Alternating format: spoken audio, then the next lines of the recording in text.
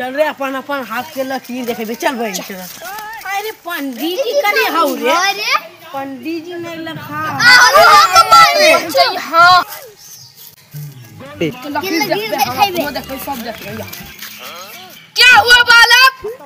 Bye bye tata. हमार हाथ के लकीर देखना है। हाथ देखो लकीर बढ़िया से। अभी मजा आएगा ना भिड़ो। बचपन खाता था लड़ुआ, अब मरेगा भड़ुआ। शादी होगा 5-6 साल में, अब दूध की तरह कनिया रहेगा। लेकिन एगो बड़का कुकर निकले, 6 महीना खाएगा 6 महीना हगेगा। पंडित जी हमार हाथ के देखा।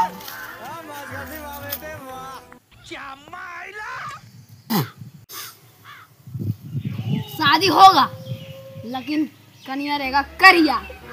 मालूम तो आपको हिंदी में समझ लिया कि मार मार के फाड़ दो गलिया। कैसे कैसे लोग रहते।